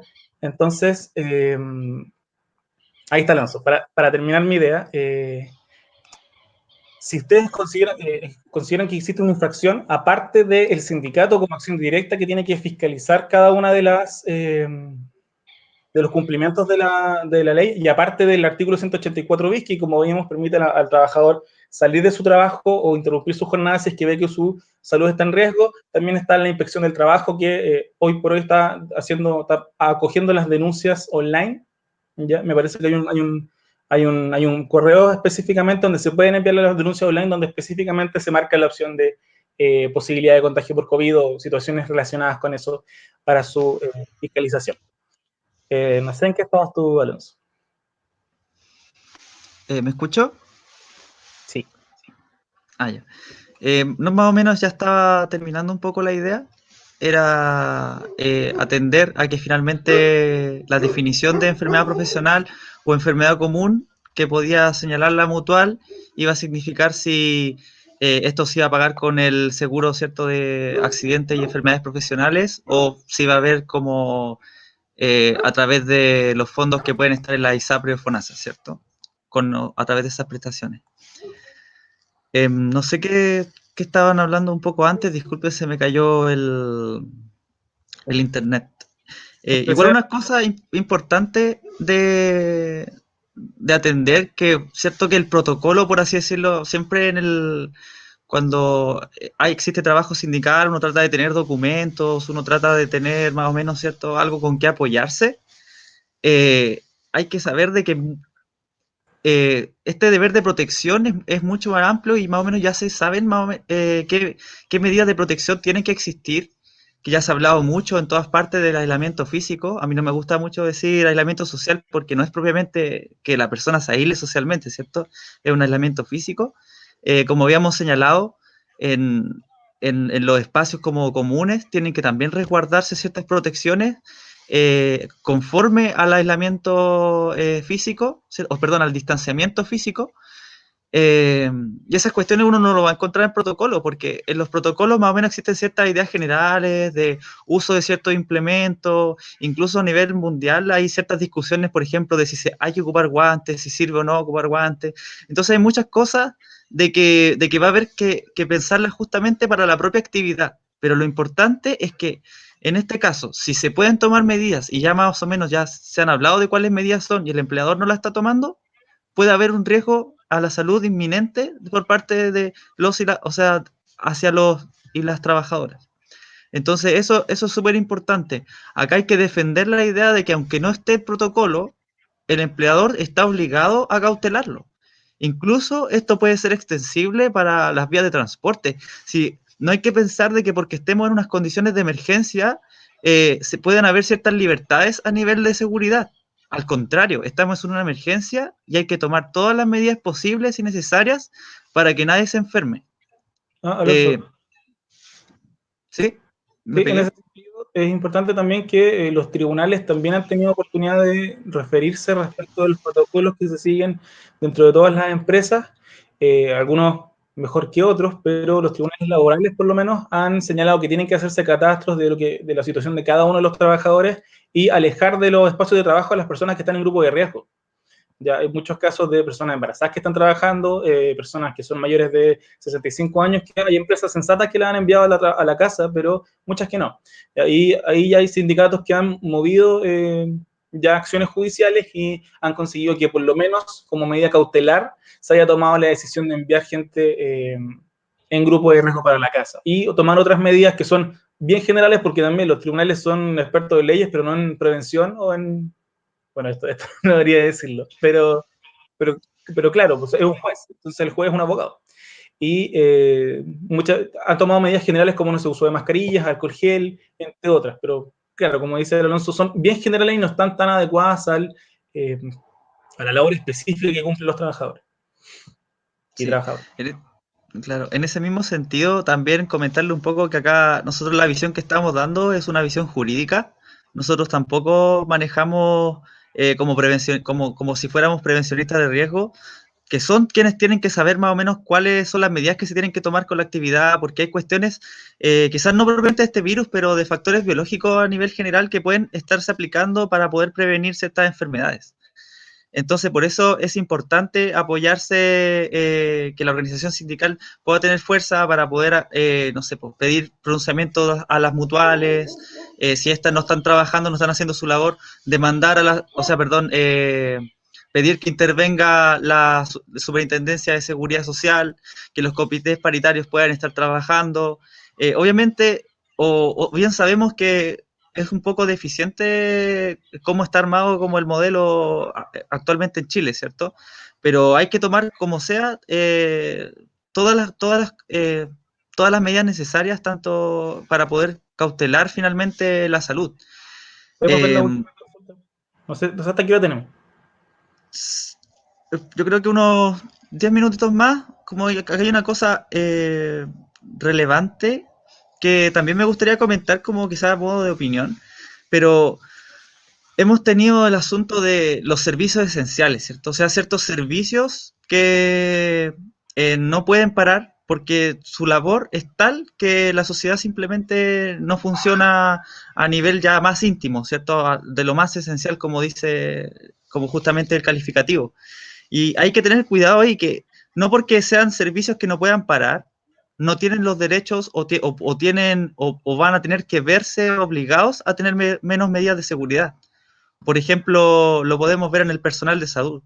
Se ha hablado mucho el lenguaje cierto bélico, se ha hablado mucho de esta terminología de héroes, de heroínas del sistema público, como que si hubiera que exponerse a un riesgo y simplemente porque la necesidad sí lo amerita. Y la cuestión no es así.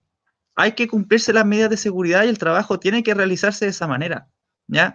Porque finalmente uno incluso lo puede pensar de que si no se cumplen estas medidas en lo más íntimo de los servicios esenciales y toda la gente se termina enfermando, esto aún puede ser más caótico de lo que esperemos que no sea. ¿Podríamos revisar las preguntas que están al lado, no? ¿Perdón? Revisemos las preguntas que están llegando. Sí, veamos ahí las preguntas. Preguntan si en su establecimiento no hay sindicatos, solo comité paritario y el comité de crisis. Y también se habla de los comités, y justo arriba hay una que dice respecto del comité paritario en un hogar de niñas. Los comités paritarios tienen que existir siempre que existan más de 25 trabajadores, 25 más trabajadores en una faena, público-privado, y entonces siempre tienen que existir si se cumple con esto, y además sus decisiones son obligatorias para el empleador, ¿ya? En materia de higiene y seguridad. ¿Ya? Así que si no hay sindicato, obviamente se puede presionar a través de ese comité que tiene que tener también, recordemos, representantes de los trabajadores. Y recordemos que la fiscalización de cómo se están prestando los servicios es tanto a nivel de la Seremi de Salud como de la Dirección del Trabajo. Así que conviene tomar todas las vías como para poder cautelar finalmente de que el trabajo se realice de forma segura. Vamos a subir a la página de la escuela, en la parte donde están las publicaciones, el protocolo o el documento que estoy revisando yo acerca de justamente, bueno, se llama así fase 4, protocolo de contactos de caso COVID-19, para que lo puedan ver y tenerlo como herramienta para las labores sindicales o las labores que puedan tener. Yeah. Acá también preguntan si el foro maternal puede transgredirse por causa del COVID. Ahí no queda tan claro. En general, las normas de foro maternal, y es importante que todas las normas del derecho del trabajo no han cambiado en su mayoría. ¿Ya? O sea, existe la posibilidad de que se suspendan los contratos por acto de autoridad o por acuerdo, que se reduzcan las jornadas, pero, por ejemplo, la reducción de jornadas no se aplica para trabajadoras con fuero maternal, ¿ya? Y se está discutiendo en la ley nueva que va a modificar la ley que suspendió los contratos de trabajo o que permitía hacerlo, que también se prohíba en cuanto a suspensiones, que ni siquiera las suspensiones puedan aplicarse a las personas con fuero maternal. Ya también existe otra pregunta que me ha llegado al respecto, que es respecto de las salas cunas, porque se encuentran cerradas, ¿ya? Y ahí hay un poco un vacío, porque las salas cunas, efectivamente, muchas veces ellas se encuentran cerradas, pero el empleador sigue obligado a cumplir con esa labor de sala cuna. Y, por ejemplo, hay hartos sindicatos que tienen en sus contratos colectivos bonos compensatorios para casos excepcionales, como que razones médicas impidan que la trabajadora pueda llevar a su hijo a la sala cuna. Es una solución que todos los sindicatos, pero legalmente no existe tanto una solución que uno pueda decir categóricamente que es. ¿Ya? Pero en general el foro no puede transgredirse por el COVID. O sea, siguen estando prohibidos para esos trabajadores los despidos por necesidades de la empresa. Y tienen que desaforarlas para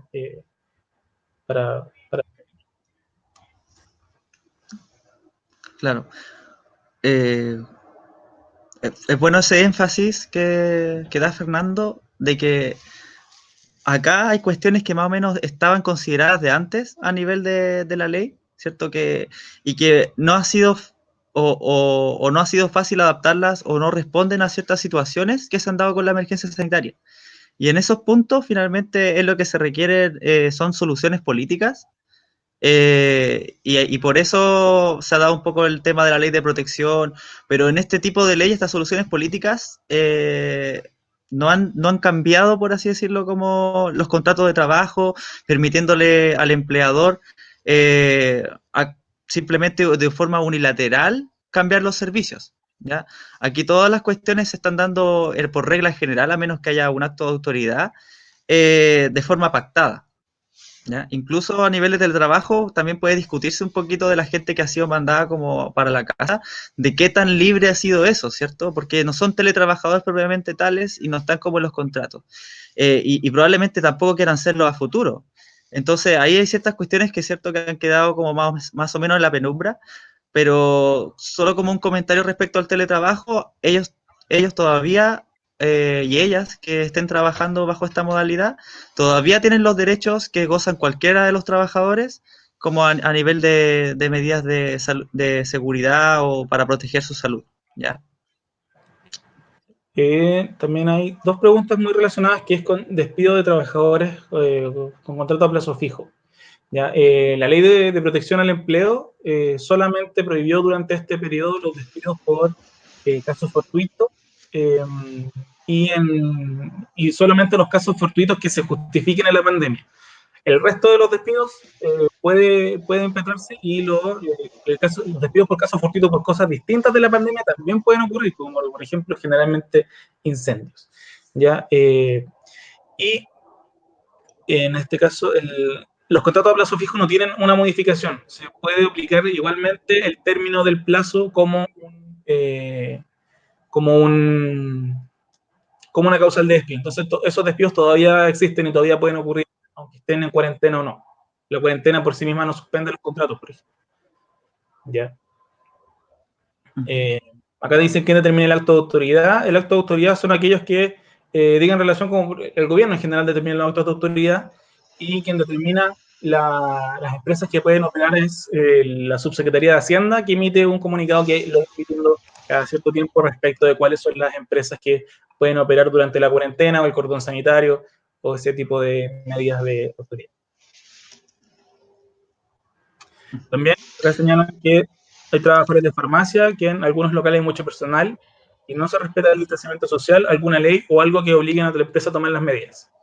Acá también es lo que decía Alonso, reiteraba que no existe una ley precisa o un reglamento estricto o específico respecto de las situaciones. Están algunos lineamientos que ha dado la autoridad, pero no necesariamente son obligatorios, sino que todo redunda un poco en el artículo 184 del Código del Trabajo, que nuevamente muy genérico, dice que las normas de salud y seguridad, digo, que el empleador debe velar por la seguridad y salud de trabajo en el trabajo, y eso ya se tiene que aplicar a cada caso concreto. Pero claro, si hay público conocimiento de que hay que mantener un distanciamiento social y no está respetándolo ahí, está infringiendo la ley, obviamente, y las medidas son las usuales cuando hay infracciones, principalmente la acción del sindicato, la inspección del trabajo, eventualmente en casos graves ante los tribunales una tutela. Sí, bajo ese sentido, si acá no se están cumpliendo como el común de normas, perfectamente podría evaluarse realizar o el derecho del artículo 184 bis. El único problema que tiene este artículo acerca de las represalias que pueden haber de parte de los empleadores, finalmente porque le paraste la empresa. Entonces, bajo esas represalias, lo que dice el artículo es justamente que no tiene que existir menoscabo alguno y en caso de que lo haya, se tiene que denunciar finalmente a través de un procedimiento de tutela. Pero ahí podemos tener también de nuevo el problema de la judicialización del conflicto que llega un poco posterior la sanción. Pero solamente dando como esa advertencia, si acá no se está cumpliendo el distanciamiento social, si no se están tomando medidas que pueden tomarse, como por ejemplo, como ha pasado muchas veces, de hacer una fila afuera del lugar para que no ingrese toda la gente por montón, colocar una distancia con la mesa de atención, que son cosas que se pueden tomar, y si el empresario no la está tomando, está incumpliendo con su deber de protección. Por eso, acá quizá hay ciertas cuestiones que sea más difícil cumplir, ¿cierto?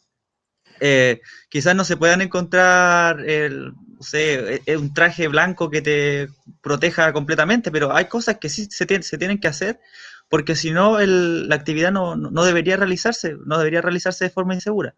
Pero justamente uno siempre puede tener el problema de, bueno, y la represalia, y qué pasa con eso. Por eso es importante actuar de forma organizada, hacer las denuncias correspondientes, tratar de agotar todas las maneras para poder cautelar el bien jurídico protegido, en este caso, que es como la salud, la vida de quienes trabajan.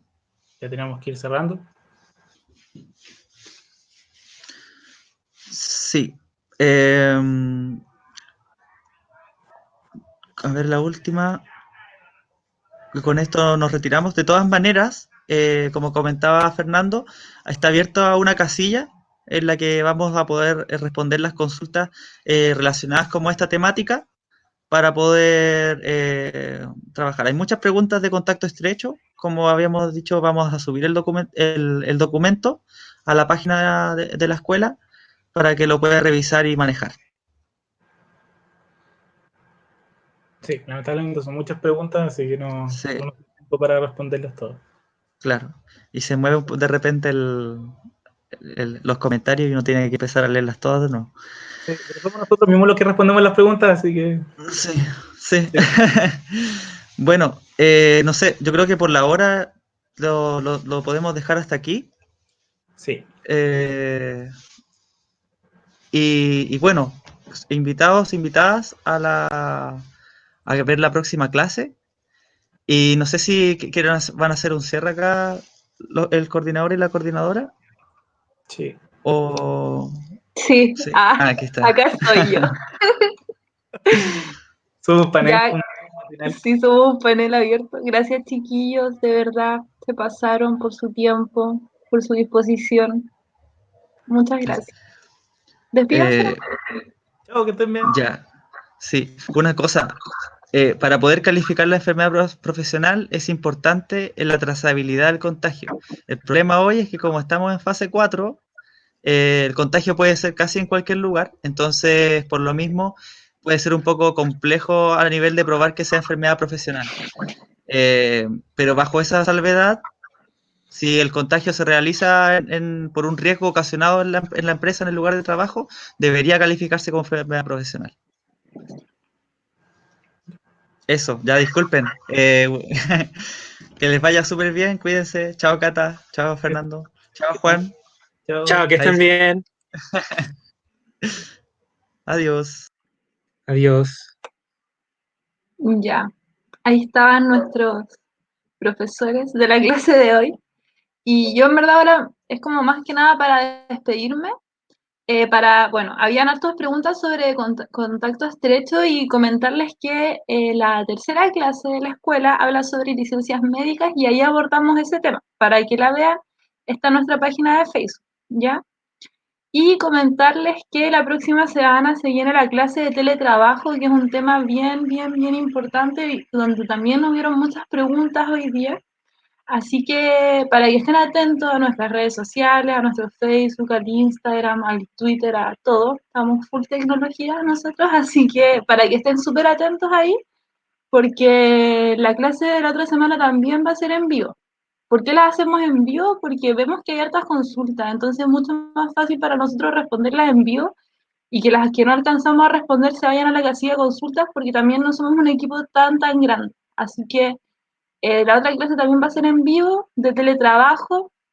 Para quienes están preguntando por la inscripción, es por un formulario. Yo ahora, cerrando ya la clase, voy a publicar de nuevo el formulario en la página de Facebook para que ustedes lo vean, pero lo estamos subiendo todos los días. Así que ustedes van a nuestro Facebook, bajan un poco y van a encontrar el formulario, ¿ya? Ahí se inscriben y les va a llegar el material directamente, ¿ya? Pongan ojo en que pongan mira el correo y todo eso. Así que eso, muy invitados, invitadas a la clase de la otra semana de teletrabajo y de verdad muchas gracias por estar hasta el final, es súper tarde, me imagino que tienen muchas cosas que hacer también, así que gracias. Eso, adiós.